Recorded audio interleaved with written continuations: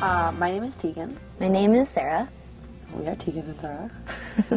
The short answer for what sainthood is it's this idea of being good and practicing being good, and like ultimately it's all sort of in that family of being a devoted partner or devoted to what you believe in, and you know, in our case it's a lot of love. With sainthood, because we were working with Chris Walla again, his big suggestion to us was to take the material that we had demoed at home and to work it out as a band in the studio, and to have that sort of dictate tempos and keys and arrangements. And then sort of see what would happen if you played the song 50 times. Where would it evolve? How would it go? In each record, I think we've definitely allowed ourselves to, you know, spread out a little bit. You know, wear more than one kind of hat. You know, it's almost like we're two bands. The first couple records is one band, and then these last few records is the new Tegan and Sara. And I think it's because we really did learn how to use our voices and use our talent and use our abilities to make something that really does sum up who we are. And in terms of writing, yeah, the moment when I am just like so anxious that I just have to export it and send it to Sara, that's when I know that I'm done. I don't think Sara always thinks I'm done, but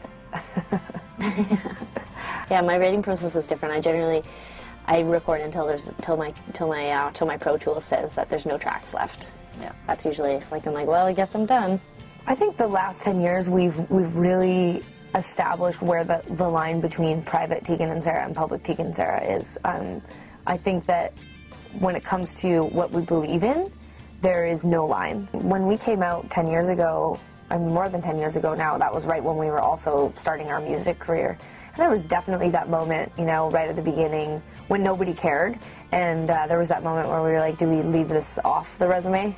Now, looking back on it, I'm really glad we made that decision because, you know, you look at the music charts, you look at music magazines, you look at the world in general, and like, you know, there's definitely more and more women and more queer culture in the mainstream, but it's still far and few between. And I'm glad to be a part of a generation that's really proud of their sexuality and feels equal with everybody, but we still have a long way to go. We're queer, but music doesn't have a sexuality. Like, even if our music was written more clearly to women, like if we were using she and her and that sort of thing, I still think that the music is still just music. It's still just a song, and just like literature, if the themes of the book are queer, like, you know, does that mean it's only for a queer audience? Like, I'm just not sure that that's as important anymore. And yet, it's important to, you know, I think to be out, especially for the people who still can't be out or don't want to be out.